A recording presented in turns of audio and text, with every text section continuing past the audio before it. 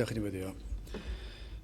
Diolch i ni ti o Dduw am gyfle arall i ddod yma i'th di ac yn cyflwyno'n hoedfa i'th ofal di ac yn ni'n gweddio ar ei ti fod yn bresennol ac i dywallt ysbryd arno. Ni'n gweddio y bydd yna waith yn cychwyn yng nghalonnau rhai os nad llawer yn y dyddiau blin yma. Ter trigar hawr ddim i ni'n gofyn hyn oll trwy enw ac heiddiant ein harglwydd Iesu Grist. Amen.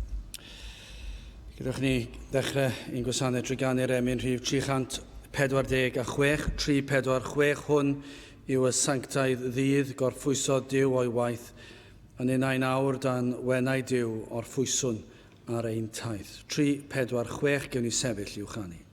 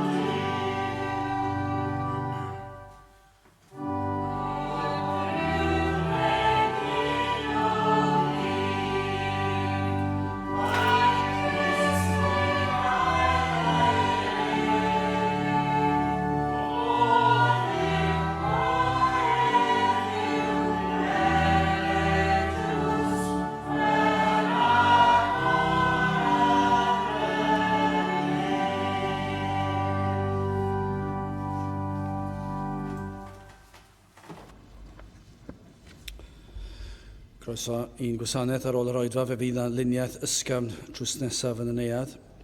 Fe fydd na gynhadledd yn cael ei chynnal ymhen ychydig. Wythnos i ddydd Llun, dwi'n credu, ac felly wythnos i ddydd Iau a dydd Gwener, sef Gorffennaf 30 a 31, fe fyddwn ni'n cynnal yn ystod y gynhadledd ein hoedfaon Cymraeg. Felly, prynhawn Iau a phrynhawn dydd Gwener am hanner awr 4, fe fydd na oedfaon pregethu Cymraeg. Sydd nesaf fydd yn hoedfa am hanner awr wedi 3. Wrth i'r casgliad cael ei gymryd gan ni ganu tra'r ein heistedd emyn rhif 431. 431.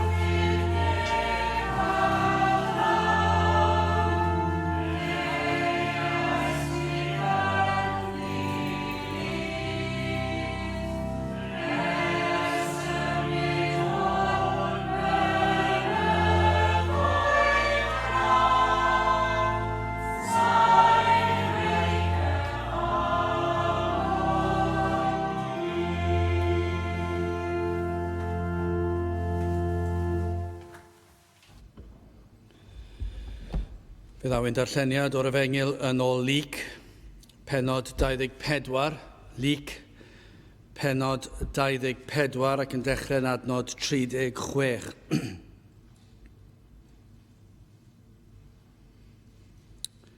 Luc 24, adnod 36. Ac a hwy yn dywedyd y pethau hyn, yr Iesu ei hun a safodd yn ei canol hwynt, ac a ddywedodd wrthynt tangnefedd i chwi, hwythau wedi brawychu ac ofni a dybiasant weled ohonynt ysbryd, ac fe a ddywedodd wrthynt, paham eich trallodir, a phaham y mae meddyliau yn codi yn eich calonau. Edrychwch fy nwylo am traed, mae my fi fy hun ydyw, teimlwch fi a gwelwch, canys nid oes gan ysbryd gnawd ac esgyrn, fel y gwelwch fod gen i fi.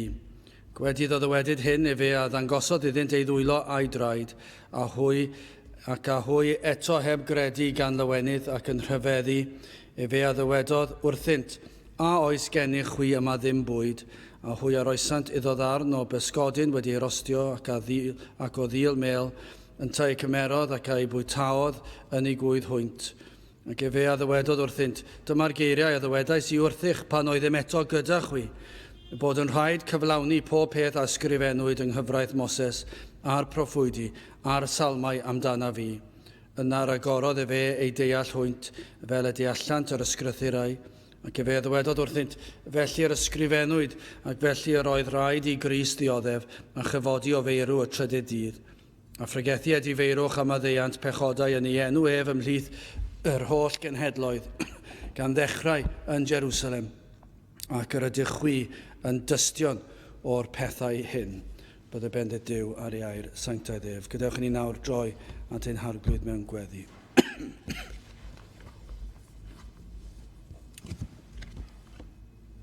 Diolch yn i ti unwaith eto, Dduw, am gyfle arall i ddod yma i alw arna ti ac i ddod i geisio dy wyneb ac i ni yn diolch i ti ein bod yn gallu dod yn hyderus, yn gwybod ein bod yn dod nid trwy ein heiddiannau ni, ond heiddiannau dy fab yn gwiredwr yr arglwydd Iesu Grist. Ac felly, trwy ei fywyd ef, i ni yn sefyll o'th flaen di, trwy ei farwolaeth a'i atgyfodiad, i ni yn dod yn deisyfiadau gan mai hyn a wnaeth e trosom sydd yn galluogi fod pechaduriaid fel ni yn cael galw Duw holl alluog yn dad, a'i fod yn dad arnom ni yn bersonol. Ac felly o Dduw, i ni yn ddiolchgar ac yn diolch ein bod yn gallu troi at un sydd yn gofalu amdano ni, sydd yn edrych ar ein hole, sydd yn darparu ar ein cyfer, sydd wedi addo gofalu tan y byddwn ni yn cael dy weld wyneb yn wyneb. Ac felly o Dduw, i ni yn dod at y fath un yn hyderus, yn gwybod y fod yn ein clywed ac yn ein gwrando ac yn ateb yn ein gweddiau pan yn unol at y wyllus di. Ac felly, i ni yn gofyn o Dduw unwaith eto am bethau i ni'n gwybod sydd yn gywir i ofyn amdanynt. Ni'n gofyn am bethau sydd yn ffôl a pethau gwirion y mae'r byd yn aml yn gofyn i Dduw amdanynt. I ni yn gofyn i ti o Dduw ar i ti cael dy ogoneddu yma yn ein plith. O Dduw, dyma yw ein dymuniad, i ni'n gweddio bydd hyn yn digwydd yma, na fydd yr un ohonom ni yn dwy'n gogoniant oddi arna ti, y dwy'n y clod o Dduw. I ni yn gofyn i ti fadden ni pan yn euog o hyn, pan ni yn euog o ceisio cael clod gan ddyn. Ac o Dduw, i ni'n cyffesu ein gwendid yn hyn, yn cyffesu ein balchder pan nad oes gen unrhyw beth i fod yn falch ohono. Ond eto i gyd o Dduw, i ni yn bechaduriaid ac mor aml yn syrthio ac yn ffeindio'n hunan, yn dyrchafu ein henwau'n hunan. O Dduw, i ni'n gofyn i ti faddau ni am hyn, ac yn gweddio mai ti yn unig fydd yn cael y clod a'r mawl yma yn ein plith, a bydde ti yn cael dy ddyrchafu gorywch pob enw arall.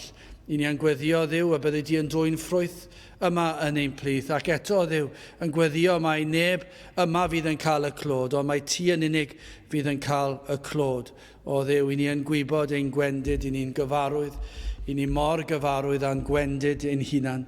I ni'n gweld ein diffyg yn ddyddiol, i ni'n gweld ein gwendid na allwn berswadio'r un enaid i geisio dy wyneb di.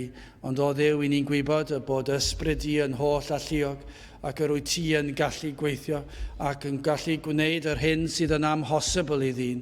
Yr wyt ti yn gallu agor y galon, yr wyt ti'n gallu agor llygaid yr enaid mwyn iddynt cael gweld eu hangen am waredwr. Felly o Dduw, i ni yn gofyn ar i'r ysbryd glân fod ar waith unwaith eto o Dduw, a byddi ti yn gweithio yn rymus yma ac ar hyd a lled ein gwlad. I ni yn cyflwyno'n gwlad i ti unwaith eto ac yn gofyn i ti drigarhau wrth ein gwlad ni.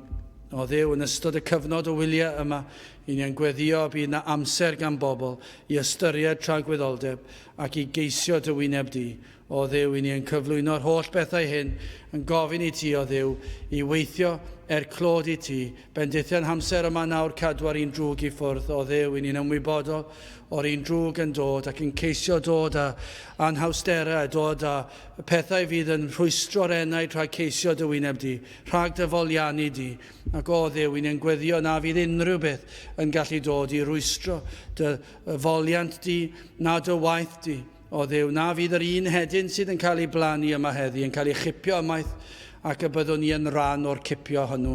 I ni'n gweddio, o Dduw, na fydd un ohono ni yn euog o gipio'r hedyn yna o enaid rhywun y prynhawn hwn. Yn gweddio, Dduw, os fydd yr hedyn yn syrthio ar galon un sydd yn ceisio, o Dduw, i ni'n gweddio fydd yr hedyn honno yn cael gafel gadarn ar yr enaid ac y bydd yn tyfu ac yn dwyn ffrwyth ac mae ti fydd yn cael y mawl a'r clod. Felly o Dduw, gweithio diogelan hamser, bendithia ein holl amser yma, prynhawn yma ac hefyd trwy weddill y dydd y bydd y cyfan yn dy blesio di.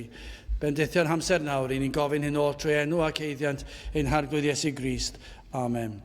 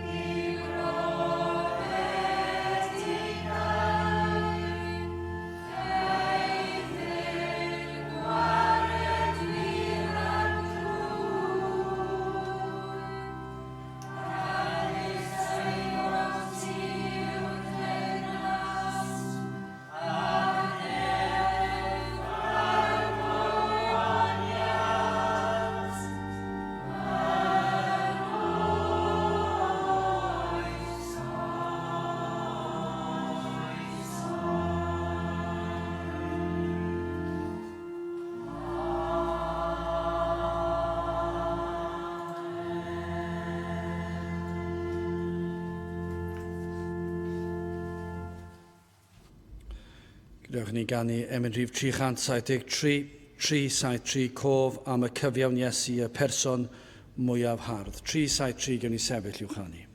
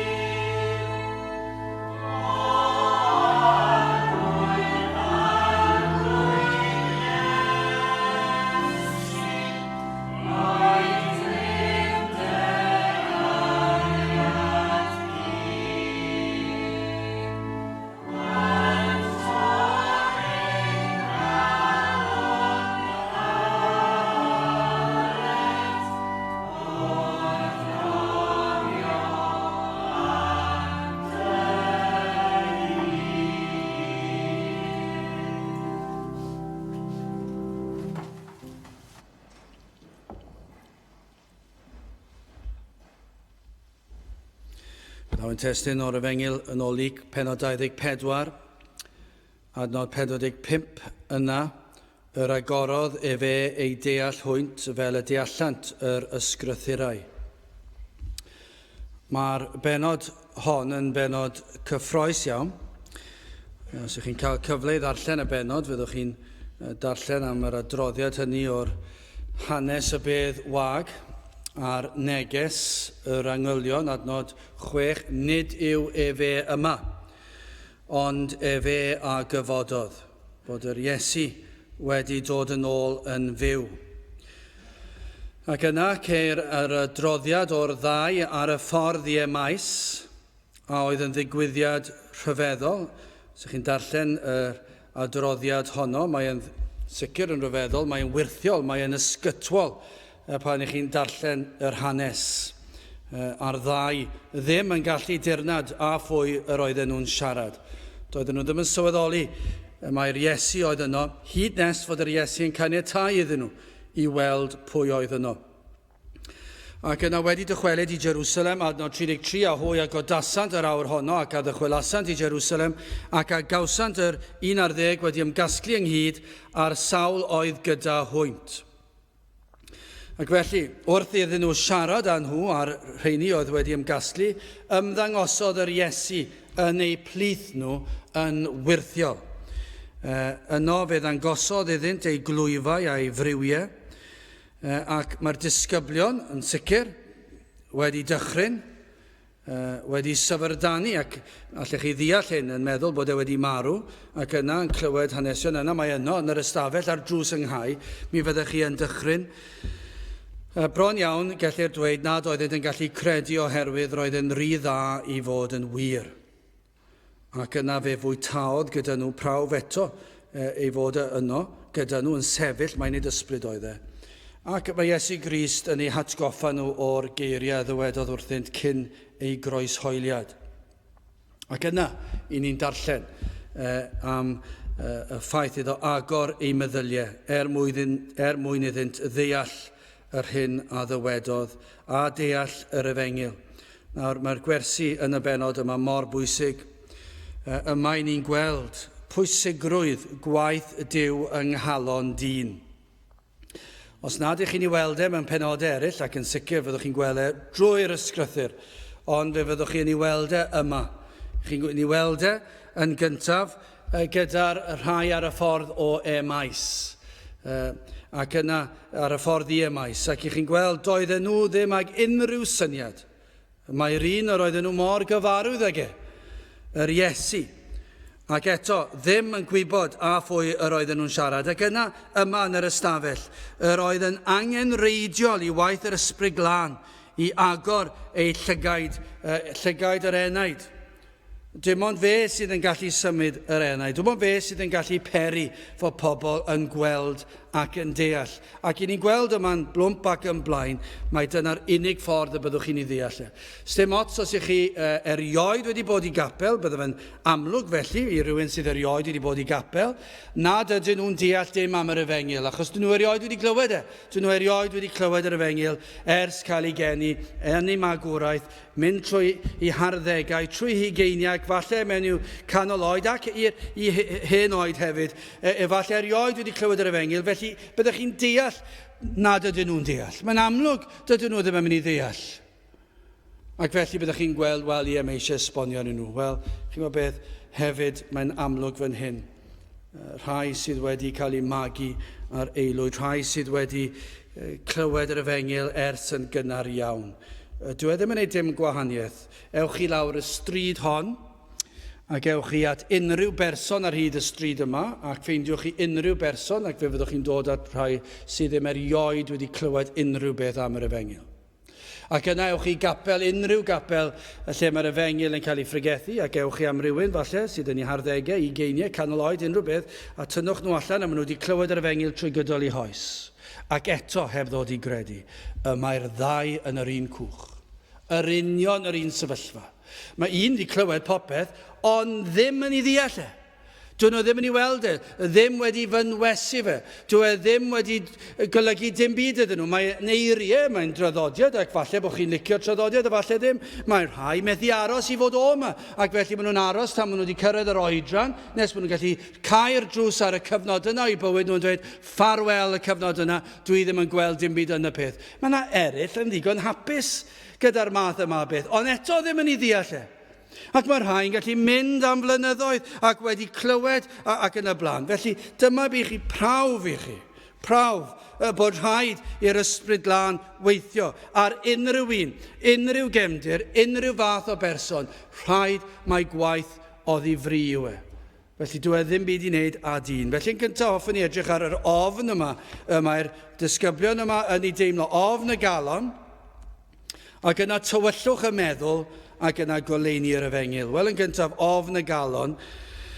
Yn sicr oedd yna lawer o emosiynau yng nghalon y bobl oedd yn yr ystafell. Yn sicr mi fyddech chi'n gallu dweud, yn edrych ar yr emosiynau yma, byddech chi'n gallu meddwl, petach chi'n gofyn am eiriau, petach chi'n taflu allan geiriau, fel ni'n neud yn yr ysgol yn gofyn i blant i ddod a geiriau, os i ni'n mynd i sgwennu ddarn o farddoniaeth neu beth bynnag. Taflwch geiriau allan, ni'n sgwennu nhw lan ar y bwrdd gwyn neu beth bynnag, ar gynt yn yr hen ddyddiau hyfryd y bwrdd di, ac dyna le oeddech chi gyda'r sialc yn ysgrifennu y geiriau lan, ac ych chi'n cael y syniadau yma, ac o'r syniadau yna, o'r pwll o eiriau, mi fyddech chi'n dod ac yn gallu creu falle rhyw ddarn o farddoniaeth a rhyw ddarn o ryddiaeth neu beth bynnag. Ac felly mae'r syniadau'n dod. Beth awn ni'n gofyn i chi? Pa fath o emosiynau, teimladau mi fyddech chi'n dod lan a tristwch siwr o fod, ond ni bydde hwnna lan yna. Sut bydde rhain yn yr ystafell yn teimlo? Tristwch y digwyddiadau a ddigwyddodd yn Jerusalem, croes hoeliwyd ei cyfaill, mwy na cyfaill, croes hoeliwyd ei harweinydd, yr un y disgwyliant byddai yn ei harwain fel cenedl, yr oedden nhw'n meddwl, falle wedi deall gymaint o hyn, mae hwn oedd y Meseia, yr un yr oedd Duw wedi anfon i achub y genedl.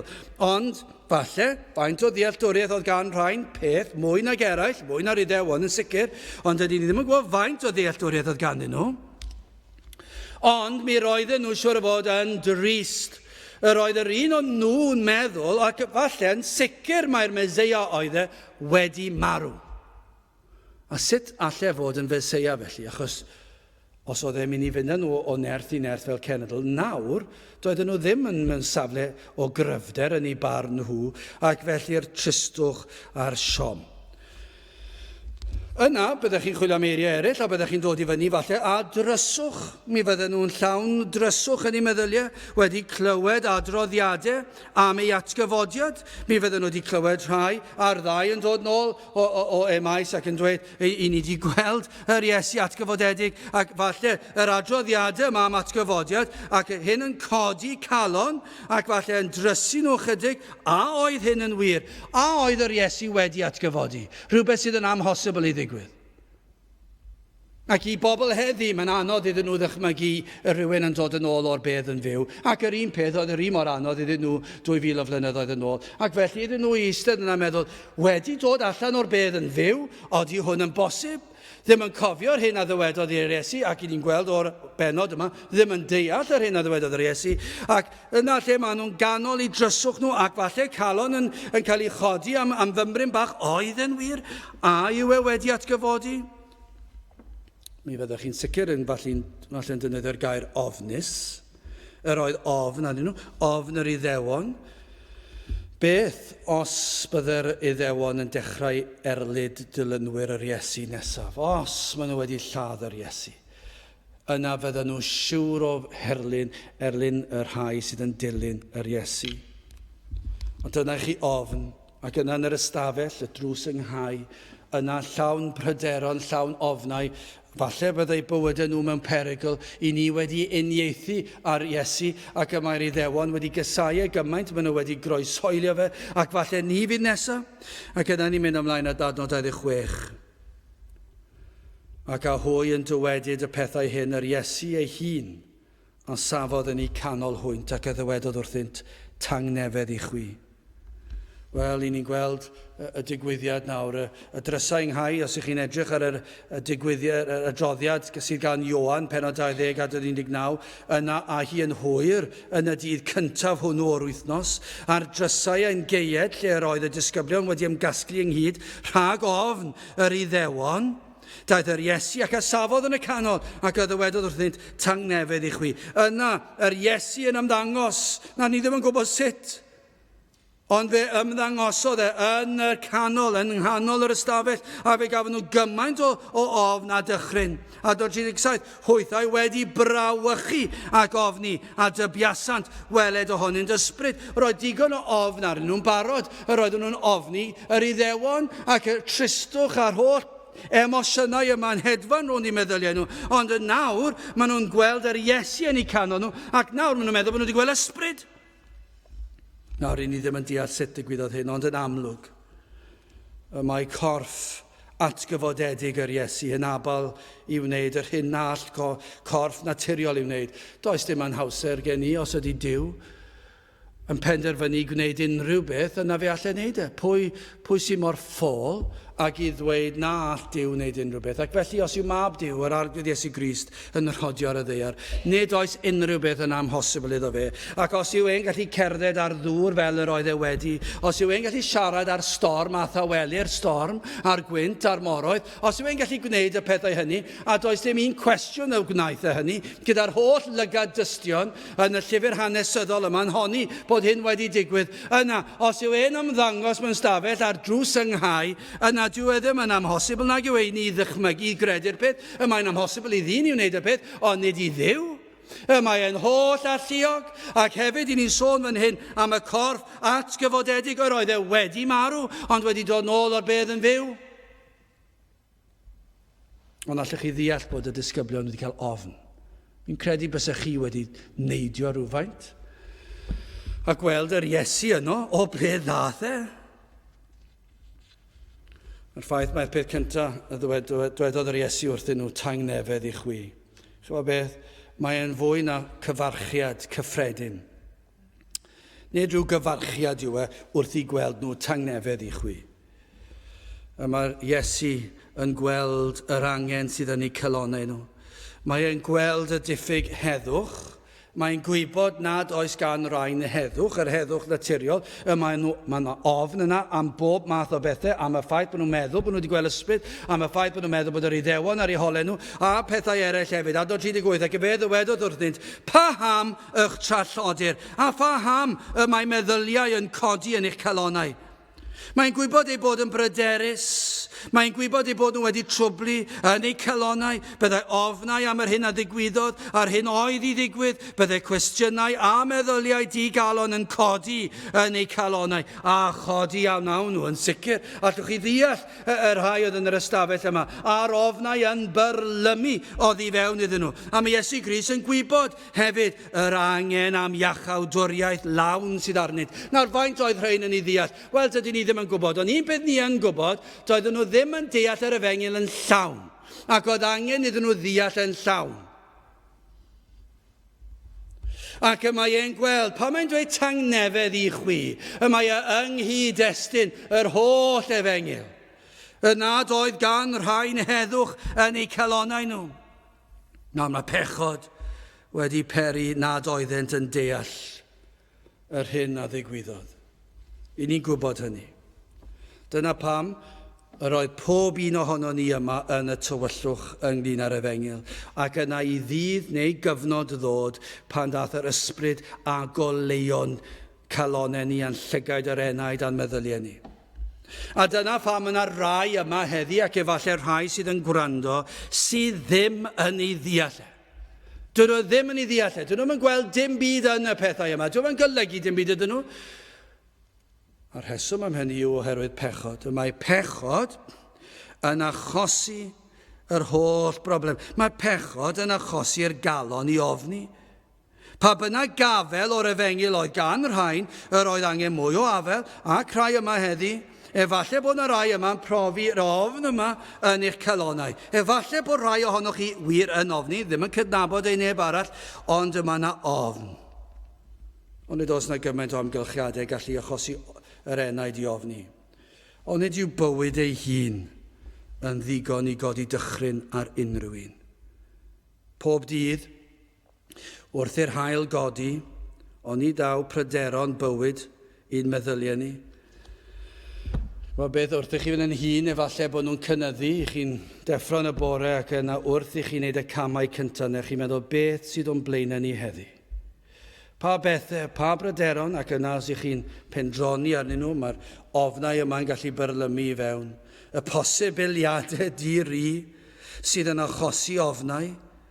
Y mae pobl sydd wedi dioddef llawer falle yn gwynebu hyn yn fwy achos maen nhw'n meddwl, wel, mae wedi digwydd, beth os yw'n digwydd eto, beth os hyn yn mynd i digwydd, ych chi'n darllen y newyddion, os chi'n gwrando ar y newyddion, dyna gyd, mae'n codi dychryn arnoch chi, mae'n bron iawn a peri nad ydych chi eisiau mynd allan trwy drws, ac yna chi'n meddwl, wel, dyw hwnna ddim yn mynd i helpu rhyw lawer, fe all y pryderon yma ddigwydd tu fewn i'r drws, felly mae'r ofnau bywyd yn ddigon, ond yna efallai bod yna rai, nid yn unig ag ofnau bywyd, ond ofn tragwyddoldeb. Ofn cyfarfod a'ch creawdwr. Mae yna lawer yn gwadu hyn. Mae yna lawer yn dweud, dwi ddim yn meddwl am pethau felly, ond dwi'n siŵr rywle maen nhw'n meddwl, beth os yw'r pethau hyn yn wir? Beth os yw gair Duw yn gywir? Ac am gyfnod bach, mae yna ofn yna, ac i rai mae hwn yn cynyddu. Mae'r ofn o dragwyddoldeb. Mae'r ofn o'r cam yna o fyd amser. Mae'r ofn yna o'r anadl olaf. Ac i chi'n meddwl, beth os? Eraill yn cael yr ofn am ganlyniadau pechod. Mae'r pechod yn pwyso ar y cydwybod, ond nid yw'n gallu peri ofn. Atgofion o'r hyn a wneithbwyd yn y gorffennol, atgofion o'r hyn a ddywedwyd. Ond fel yr haen yn yr ystafell hon, yr oedd y disgyblion a dilynwyr yr Iesu yno pan ddaeth presenoldeb Crist i fewn. A be chi'n sylwi? Chi wedi sylwi beth ddigwyddodd? Cynyddodd yr ofn pan ddaeth Iesu Grist i fewn. Mae'n beth rhyfedd yn diwe i ddweud bod Crist yn dod mewn a bod yr ofn yn cynyddu. Mi fyddech chi'n mentro dweud, wel, Crist yn dod mewn a'r ofn yn diflannu. Ond yr hyn i ni'n deall o'r darn yma o'r ysgrythur yw bod Iesu Grist yn dod i'w plith nhw ac maen nhw wedi brawychu. Mae'r ofn yn berlymu oddi fewn ac yn cynyddu. Dydyn ddim yn gwybod pwy neu beth oedd e, ac felly falle yma hefyd prynhawn yma, os yn ymwybodol o bresenoldeb yr arglwydd yma. Ond nid yw yn bosib. Ond nid yw yn bosib yma yn ein plith. Yma Duw wedi addo bod lle mae yna 2 neu 3 wedi ymgynnull yn ei enw i fod yma yn ein plith. Ac os yw yr ysbryd ar waith yn fwy nag yw fel arfer, dwedwn ni, os yw yr Iesu yn agosau ac yn dod ac yn curo ddrws galon rhywun, dychmygwch petai hynny'n digwydd achos ni'n credu fod yn bosib. Bob oedfa ni'n credu fod hwnna'n bosib. Ac os yw hwnna'n digwydd nawr, os yw presenoldeb yr arglwydd yn agosau at rhyw unigolyn, yna y gyntaf oll fe all achosi fod eich calon yn ofni. Hyd yn oed os nos neb arall yn teimlo felly. A mae chi yw'r unig un. Dyna sut mae'r ysbryd glân yn gallu gweithio. Mae'n gallu dod, ac mae'n gallu dod wrth eich ymyl chi, ac mae'n gallu siarad â chi, ac i chi'n gwybod ei fod yma. I chi'n gwybod bod yr holl alluog yn eich gweld chi o'r nefoedd. I chi'n gwybod bod yr ysbryd wedi cael ei anfon a'i fod yn curo ar drws eich calon chi, ac mae yn eich dychryn chi, ac mae'n eich ofni chi. Chi'n meddwl, beth yw'r pethau yma maen nhw'n sôn amdano? Maen nhw'n bethau rhyfedd. A dyna sut oedd y disgyblion yn teimlo yn yr ystafell. Mi roedden nhw'n meddwl, mae ysbryd oedd e, ac yr oedden nhw wedi dychryn am eu bywyd nhw, ac yna wedi dod ar llawenydd, ond ar y cychwyn, yr oedden nhw'n ofnus. Ac i chi efallai bod holl bwysau'r byd yn pwyso ar eich enaid. I chi'n gwybod nad ydych chi'n iawn â Duw. I chi'n gwybod bod na elyniaeth rhwng chi a Duw. I chi'n gwybod nad oes heddwch rhwng chi a Duw. Ac mae hyn efallai yn eich dychryn chi, mae'n codi ofn arnoch chi. Chi'n gwybod, dwi ddim yn iawn â Duw, a dwi ddim yn iawn yno fi fy hunan. Ac mae yna rhyw aneddigrwydd yno fi, a mae hwnna'n gallu dod mas mewn amryw ffordd yn diwy. Mae'r aneddigrwydd yma yn gallu dod a'i ddangos ei hun mewn amryw, llaweroedd o ffyrdd gwahanol. Ond yr hyn sydd yn achosi'r aneddigrwydd yw'r ofn yma, ac i chi'n gwybod nad ydych chi'n iawn â Duw. Chi'n ofni y dydd hwnnw pan fyddwch chi yn gadael y byd yma. achos chi'n gwybod nad ydych chi yn barod I gyfarfod â Duw.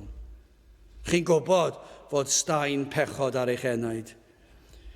Hyd yn oed eich gorau wedi ei lygru a staen pechod. Chi'n gwybod be, mae rhai falle wedi profi'r ofn am y tro cyntaf hyd yn oed heddiw, ond nid yw'n bosib.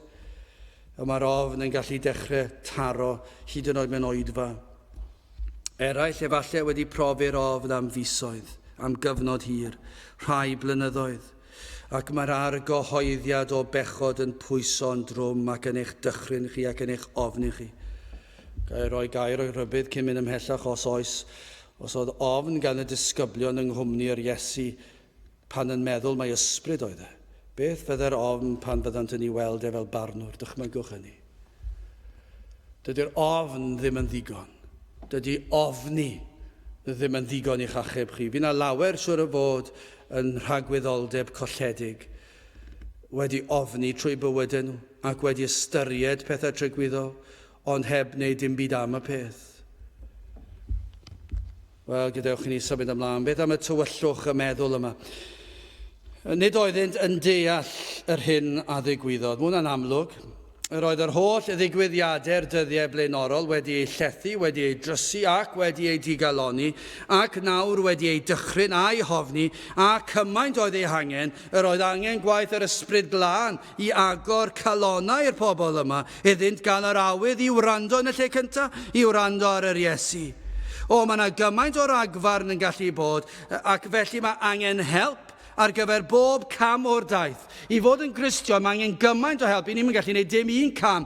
Yr oedd angen i'r ysbryd I agor y galon fel bethau fel Lydia. Yr oedd angen rhywbeth I ddigwydd I beri diddordeb, heb sôn am unrhyw beth arall. Yr oedd angen i'r ysbryd glân ddod ac I gyffwrdd ar enaid a'r galon. Neu beth sydd yn digwydd? Mae'r drysau yn geiedig. A mae'n dweud, na, dim diolch yn fawr. O, chi'n gweld na trwy'r amser? I ni'n gweld pobl yn ei wneud e drwy'r amser. O, na, dwi'n eisiau dod yn agos I chwalchu o bobl, a maen nhw'n cael drws, maen nhw'n ofni. Dyn nhw ddim eisiau dim byd ysgytwol yn ei bywyd nhw. Maen nhw eisiau dim byd I ymharu ar ei bywyd nhw, ac yn cael drws. Gymaint o'r agfarn gan rai, dydyn nhw ddim hyd yn oed eisiau clywed. Dyn nhw ddim yn fodlon rhoi gwrandawiad teg. Gai ofyn faint ohonoch chi sydd yma sydd wedi rhoi gwrandawiad teg i'r Efengil. Dyw hwnna ddim yn golygu, wel, chi wedi cael eich magu arno fe, ac chi wedi cael eich dysgu o ddyddiau cynnar. Nid gwrandawiad teg yw hwnna. Mae hwnna'n gallu mynd mewn un glist ac allan trwy'r llall. Ond faint ohonoch chi sydd wedi eistedd lawr ac ystyried o ddifri yr hyn I chi wedi glywed? Faint sydd wedi rhoi o'ch amser I geisio'r gwirionedd? I chi wedi mynd ati a dwi'n dweud, rai, dwi'n mynd I trio fy ngorau, dwi'n mynd I trio gwrando, dwi'n mynd I trio ceisio, dwi'n mynd I ddarllen, dwi'n mynd I ystyried, dwi'n mynd I wrando ar hyn mae fy ffrindiau'n dweud, dwi'n mynd I wrando ar hyn mae'r Efengil yn ei ddweud, dwi'n mynd I wrando ar hyn mae'r athrawon yn dweud yn y gwersi gwyddonol, dwi'n mynd I wrando ar hyn dwi'n dysgu yn yr astudiaethau Beiblaidd, dwi'n mynd I ddarllen gair Duw, dwi'n mynd I weld faint ohonoch chi sydd wedi rhoi amser I hynny? Faint sydd wedi ceisio? Mae'r mwyafrif heb awydd ar ganfod y gwir. Ond ydyn nhw'n wir, ewch I ganol dinas Caerdydd heddi, a beth ni'n gofyn I bob un peth, a ydych chi am ddarganfod y gwirionedd am fywyd, a bydden nhw'n dweud, mae hwnna'n rhy ddwys I fi, rhy ddwfn. Dwi ddim yn bosib gwybod. Felly fe gario ni mlaen I fwynhau ein hunan. Dyw'r mwyafrif ddim eisiau gwybod. Efallai eisiau darganfod rhywbeth, ond nid y gwir. Dyn nhw ddim eisiau'r gwirionedd, mae eisiau darganfod rhywbeth I roi pwrpas iddyn nhw, ond nid y gwirionedd, faint ohonoch chi sydd yn gwrando ar bob gair yma heddi? A beth am Sul diwetha? Efallai bod yna rai yma sydd heb gwrando gair sydd wedi cael ei ddweud, hyd yn oed lan at y funud yma nawr. Lan at y funud yma, ers pan ddechreuon ni, faint ohonoch chi sydd wedi gwrando ac ystyried yr hyn sydd wedi cael ei ddweud yma heddi. Neu mae wedi bod yn rhyw sain sydd yn atseinio rownd yr adeilad hon, ac I chi wedi clywed y sŵn, ond I chi ddim wedi gwrando ar y geiriau. O, mae yna llawer iawn sydd yn eistedd fel yna yn ystod yr oedfa, maen nhw'n eistedd yna, dyn nhw'n gwrando gair. Ddim yn gwrando o gwbl. Beth ydych chi'n gofyn, hyd yn oed syth ar ôl yr oedfa, beth siaradodd gyda chi fyna? Dim byd, dyn nhw'n mynd yn gwybod am beth oedd y stori, ddim yn cofio'r peth. Dwi ddim yn sôn nawr beth chi'n gofyn I fi ar ddiwedd yr oedfa mewn tua hanner awr am beth bregethes di, mi fydden ni'n panic o siwr o fod, a byddwn ni'n cofio. Dwi'n yn sôn am hwnna, panic yw hwnna. Nid prawf. Nid prawf ydych chi'n cofio be gafodd I bregethu. Na, ydych chi'n cofio bwrdwn y neges? Oeddech chi'n gwrando? Achos mae'r mwyafrif llethol dim diddordeb o gwbl I wrando. Mae'r pobl tu fas yn dangos gyda'i traed dydyn nhw ddim eisiau bod yna. Dyna'r ffordd gorau I ddangos hynny, peidio dod mewn trwy drysau. A dyna'r ffordd gorau I ddweud, dwi ddim eisiau clywed, dwi ddim yn mynd I ddod trwy drysau, dwi ddim eisiau clywed eich geiriau chi, a bydd yna lot o'r ysymau bydden nhw'n dweud pam dyn nhw ddim eisiau clywed. Maen nhw eisiau bywyd nhw I hunan, ond yna wrth ddod I mewn, ond nid yw e'n bosib I chi ddweud, dwi ddim yn gwrando.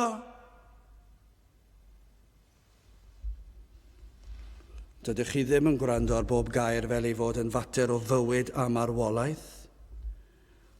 Dwi ddim mor ddifrifol yna. Bywyd a marwolaeth. O na, ewch lawr i'r ysbyty'r wain ac yna bywyd a marwolaeth. Mae pobl yn marw yno. Ac mae pobl yn cael bywyd, estyniad o fywyd. Dyna bywyd a marwolaeth. A'r heddlu ar y stryd yn y gofalu yn pobl yn croesi'r stryd ac yn cadw rheolaeth. Dyna bywyd a marwolaeth. Ond yn y capel, so ni'n sôn am faterion bywyd a marwolaeth. Dyna be mae'r byd yn ei ddweud. Ond I ni'n dweud dyma yw'r materion. Mae'r pethau ni'n sôn amdano heddi yn faterion o fywyd a marwolaeth. Uffern a nefoedd. Dyna be mae'r Beibl yn ei ddweud. Felly'r cwestiwn I ni'n sôn, dwi ddim yn gwybod pam bod Capeli'n yn ymdrechu o gwbl I gael unrhyw oedfa. Sa'n deall unrhyw gapel sydd yn mynd I cael unrhyw oedfa os nad ydyn nhw'n pregethu ac yn dweud wrth bobl mae yna golledigaeth a bywyd trygwyddol, bod yna uffern a nefoedd. Os nad oes yna uffern, pam bod nhw'n mynd I gapel? Gai fentro dweud wrth chi, peidiwch bodra mynd I gapel os nad oes yna uffern. Achos felly, allwch chi glywed gan unrhyw un sut I fod yn dda a sut I fod yn neis. Ewch i'r ysgol, newn ni ddysgu chi'n dda yn yr ysgol sut I fod yn neis. Ewch chi unrhyw le, gwrandewch ar y gwleidyddion, newn nhw trio dweud chi sut I fod yn dda. Beth yn y byd maen nhw'n pregethu? Dwi ddim yn gwybod, dwi ddim yn siŵr. Maen nhw'n dweud wrth chi fod yn neis ac falle o ran hynny, wel, digon teg, mae'n rhyw elfen o gymdeithas sydd yn ei trial neu pethau ychydig bach yn neisach. Ond dyna gyd yw ond yr hyn I ni'n pregethu fan hyn yw mater o fywyd a marwolaeth. A chybod beth sy'n rhyfeddol? Yw mae yna lawer sydd ddim yn gwrando gair. Ym mhob eglwys efengylau lle mae'r efengyl yn cael ei phregethu, mae yna bentwr o bobl sydd ddim yn gwrando gair. A chi'n gwybod pam ni'n gwybod hynny? Achos dyw'r ffrwyth ddim I weld. Dydych chi ddim wedi ymateb i'r gwahoddiad I ddod at Crist. Dim ond yr ysbryd glân sy'n ei gallu peri hyn I ddigwydd. Ond mae angen yr ysbryd glân I dynnu'r llen oddi ar eich meddyliau. O, mae yna len yn does na. Mae yna rhyw orchydd o gwmpas eich calon, ac o gwmpas eich enaid, ac o gwmpas eich meddwl, yr holl berson. Cymaint yw y darluneb. Dyma beth mae'r Beibl yn ei ddysgu am bechod. Mae pechod yn peri eich bod chi'n ddall. Ac dydych chi ddim yn ei ddeall e, dydych chi ddim yn ei weld e, dydych chi ddim yn ei glywed e. Y llen dywyll drwchus o anghrediniaeth. Mae pechod sydd yn achosi hyn, canlyniad y cwymp. I ni'n deall bod un wedi effeithio, nid yw yn gallu dirnad unrhyw beth ysbrydol. Ac yma roedd y disgyblion wedi clywed llawer o eiriau'r Iesu. Dyna beth ni'n gweld, mae'n prawf o'r peth, adnod 44. Ac efe a ddywedodd wrthynt, dyma'r geiriau a ddywedais I wrthych, pan oeddwn I eto gyda chwi, bod yn rhaid cyflawni pob peth a sgrifennwyd yng nghyfraith Moses a'r proffwydi a'r salmau amdano fi. Mae'r Iesu yn cyfeirio at ei eiriau ef. Dyma be mae Iesu Grist yn ei ddweud wrth y rhai yn yr ystafell. Gwrandwch, mae'r Iesu'n dweud, dwi'n atgoffa chi, dyma'r geiriau a ddywedais I wrthoch chi chydig ddyddiau yn ôl. A chydig fisoedd yn ôl. Fe nes I ddweud y geiriau yma, ac hefyd mae'n cyfeirio nid yn unig at ei eiriau ei hun, ond at eiriau'r holl Hen Testament, Moses, y proffwydi a'r salmau, y cyfan. Dyna'r cyfan I chi. Geiriau Moses, yr holl proffwydi a'r salmau. Does dim un rhan o'r Hen Testament heb I ddyfynnu fyna. Mae'r Iesu'n dweud, mae'r holl Hen Testament. Dyma beth oedd y geiriau dwi'n sôn amdano. A fe ddangosodd iddyn nhw, Mae ef oedd cyflawniad yr holl broffwydoliaethau yn yr Hen Testament. Fe atgoffodd nhw am ei eiriau tra gyda nhw yn y cnawd. Nid oedden nhw yn deall yn llawn yr hyn a ddywedodd bryd hynny. Fel y ddau yn ar y ffordd i'r maes, nid oeddent yn deall nac yn gallu gweld a phwy y siaradant. Mae hyn yn brawychus yn diwedd. Disgyblion a oedd wedi bod yng nghwmni'r Iesu, wedi clywed ei eiriau, wedi gweld ei wirthiau, wedi profi o'i ddioddefiadau, ac eto dal yn y tywyllwch. Ond nid yw hwnna'n eich dychryn chi. Mae'n ddigon gwael meddwl am rwy'n ar fagwraeth Cristnogol, ddim yn deall a ddim yn gweld, ond y rhain wedi gweld a profi a chymdeithasu a dioddef gyda'r Iesu ac wedi gweld y cyfan, ac eto dal yn y tywyllwch. Adnod 45. Yna yr agorodd fe ei deall hwynt fel y deallant yr ysgrythurau. Rhaid oedd yr ysbryd glân weithio i dynnu'r llen oddi ar llygaid y meddwl. Nawr deallant pwy oeddent mae creadigaeth Duw oedden nhw. Deallant mae pechaduriaid oedden. Doedden nhw'n mynd i ddeall yn llawn gynt, falle rhywfaint, ond nawr maen nhw'n deall. Dwi'n deall nawr, y mae pechadur wyf. Pechadur yw fe enw. Dyna beth maen nhw'n deall. Maen nhw'n deall yna ac maen nhw'n deall iddyn nhw dorri cyfraith Duw ac yn deall. Dyma pam o'n i'n ofni, roeddwn i'n elyn i Dduw, deallant yr hyn oedd ei hangen, yr angen am heddwch a Duw, am a ddeian pechodau. Maen nhw'n dod i ddeall. Mae'r llen wedi chodi ac maen nhw'n i ddeall. Nawr maen nhw'n gweld rhyfeddodau'r greadigaeth am y tro cyntaf. Maen nhw'n i ddeall. Maen nhw'n deall mwy nag unrhyw wyddonydd nawr o ran y pethau pwysica. Falle ddim yn gallu esbonio fe mewn termau gwyddonol, ond maen nhw'n gallu esbonio fe'n termau tragwyddol. Mae Duw yr holl alluog a greodd yr hyfeddodau yma, ac maen nhw'n ei weld am y tro cyntaf am yr hyn yw e. Ond hefyd agorwyd drws y meddwl rhoddwyd allwedd ar gyfer yr ysgrythyr. Gynt, nid oeddent yn ei ddeall yn llawn, nawr agorwyd y drws, a dyna'r ryfeddodau welson nhw. Gafon nhw drysordy wrth i'r drws yma cael ei hagor. Perlau o wybodaeth. Nawr yn gallu deall ei eiriau tra yn ei plith. Nawr bydden nhw'n cofio nôl y sgyrsiau gafon nhw gyda'r Iesu, ac nawr yr oedden nhw'n ei ddeall. Nawr yn gweld arwydd y cad y gwirthiau. Nawr yn deall y groes mae newydd ddigwydd. A nawr maen nhw'n deall y groes yr atgyfodiad. Adnod 46 yn esbonio'r peth. Ac efe a ddywedodd wrthynt, felly yr ysgrifennwyd ac felly yr oedd rhaid i Grist dioddef a chyfodi o feirw y trydydd dydd. Rhaid oedd un i ddigwydd. A phregethu edi feirwch am a ddeiant pechodau yn ei enw ef ymhlith yr holl genhedloedd gan ddechrau yn Jerusalem. Dyna chi ddarlun. Dyna chi ddarlun trist a dynnu'r yma. Bod rhai yn gallu bod yng nghlyw'r Efengil am flynyddoedd a dal ddim yn ei ddeall. Bod na rai yma a sawl capel ffyddlon dros y wlad gallu mynychu cwrdd ers degawdau, os nad hyd yn oed trwy bywydau. Bod na rai yn gallu bod yn aelodau, hyd yn oed yn gyhoeddwyr hyd yn oed yr Efengil, ac eto heb ddeall yr Efengil. Ond nid yw yn eich dychryn chi. Ond nid yw yn eich gwneud chi i fynd gytre ac i ofyn o Dduw graslon trigger hawrthau o'r sicrwydd fy mod i wedi deall. Fy mod i wedi deall yr Efengil. A ydw i wedi deall e? Neu ydw i fel rhain wedi cytuno a gwrando a dwi ddim yn bopeth i mi ac yn y blaen ac yn y blaen. A ydw i wedi deall. Mae yn bosib fod yng nghlyw'r yr Efengil am eich holl fywyd ac eto heb ddeall. Rhaid i'r ysbryd glân o leio'r meddyliau, nid eich perswadio i dderbyn, nid eich perswadio i gredu, nid eich perswadio i wella, nid eich perswadio i stopio mynd i rai llefydd, nid eich perswadio i ddechrau mynd i rai llefydd. Nid yna beth yw e. Nid yr Efengil yw eich perswadio chi, dewch i'r cwr tair gwaith ar y sil, dewch i'r cwr gweddi, dewch i'r cwr pobl ifeng, dewch i'r oedfa bregethu. Nid dyna yw'r Efengil, mai dyna lle byddwn ni'n tybio byddwch chi'n clywed yr Efengil, ond nid dyna yw'r Efengil, nid dyna yw e. Ond y mae'n rhai wedi meddwl, dyna beth yw e, wedi cael ei perswadio i dderbyn ac i gytuno, ond nid oes gwaith yr ysbryd glân wedi digwydd, ac mae ei mynd i weld rhyw bryd neu gilydd yn ystod eu bywydau nhw. Fe fydd na wrthgiliad mawr, fe fydd na droi cefn, ac fe fydd na fydolrwydd yn dod i fewn ar ryw pwynt, ac fydd yn profi nad oedd na ddealltwriaeth. Ond ble mae'r ysbryd glân ar waith, dyna chi wahaniaeth. Mae'n agor i'r galon, mae'n agor y meddwl, mae'n tynnu'r llen o'na, ac mae'n perych bod chi'n deall. Lle gynt yr oeddech chi'n deall falle rywsyd, ond yn academaidd, ond nawr mae'n bopeth i chi. Beth yw'r weddi dylsech chi weddio? O Dduw graslon agor llygaid fe enaid i weled fy angen am waredwr.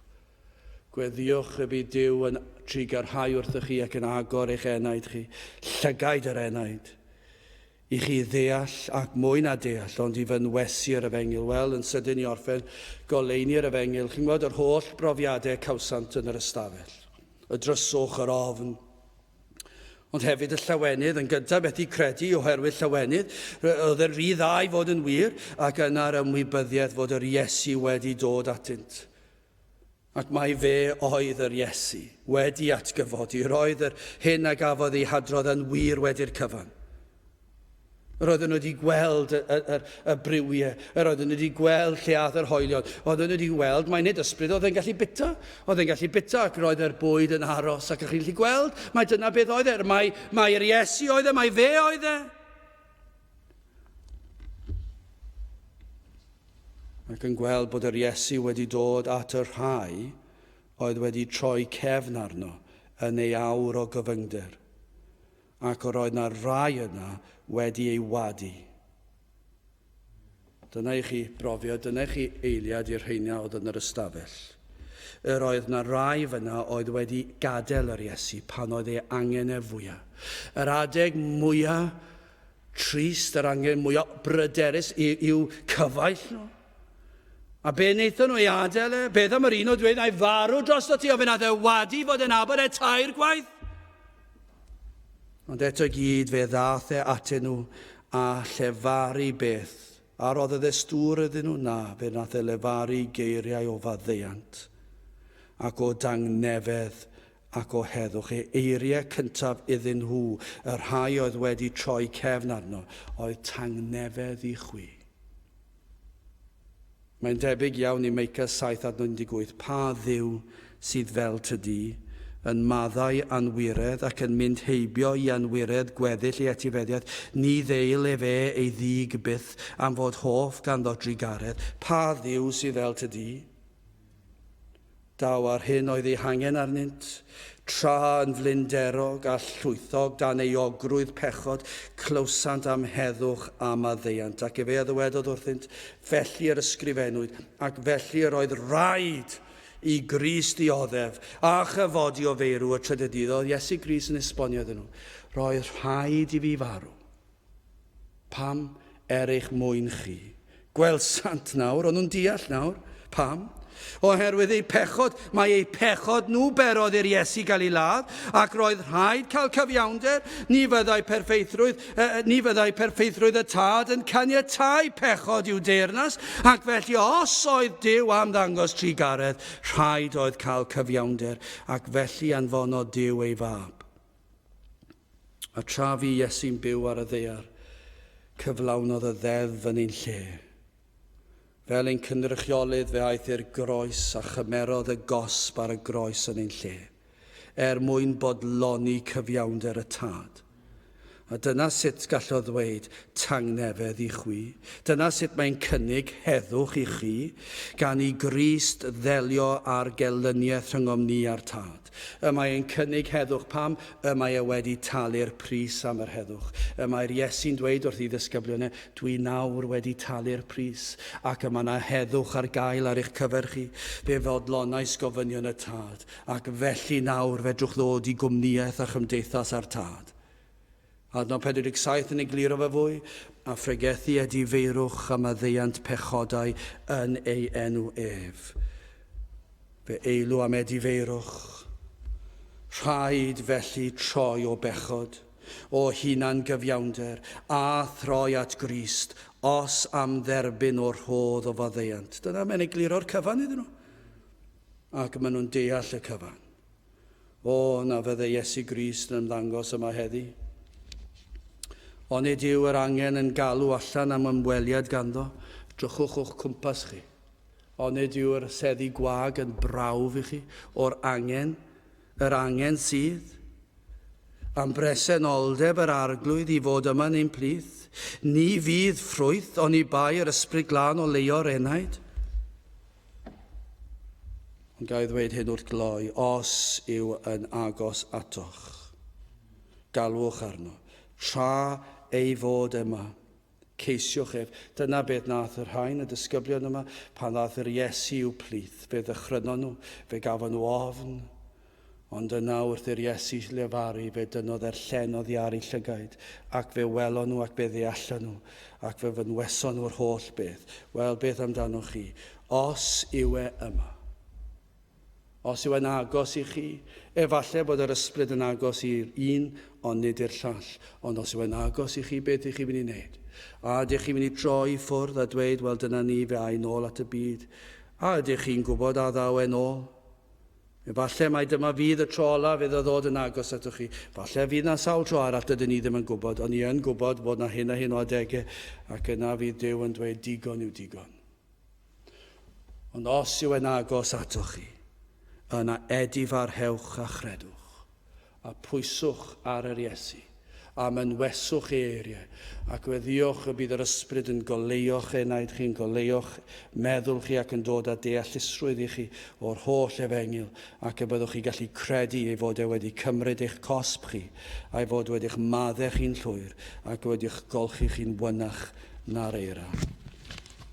Yna, yr agorodd e fe ei deall hwynt, fel y deallant yr ysgrythurau. Gadewch i ni weddio. O Dduw, i ni yn diolch i ti am yr efengil sanctaidd ac yn gweddio, Dduw, y bydd hyd yn oed rhywrai yn dod unwaith eto i bwyso arno ti. Ac y bydde ti trwy ysbryd yn agor i heneidiau, llygaid i heneidiau i weld ei hangen am waredwr. Ac wrth weld ei hangen, y byddant yn dod at groes yr arglwydd Iesu Grist ac yn derbyn o'r maddeuant sydd i'w cael.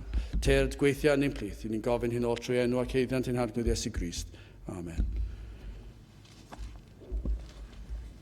I orffen ein gwasanaeth, gadewch i ni ganu'r emyn rhif 266, 266, dyro i ni weld o'r newydd mai ti arglwydd yw ein rhan. 266.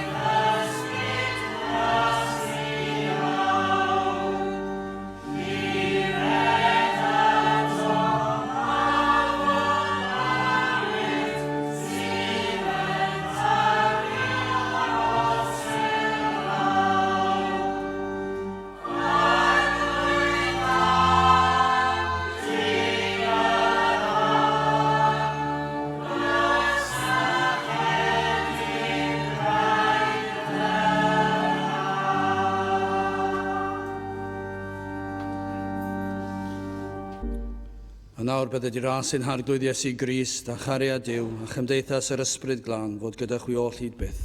Amen.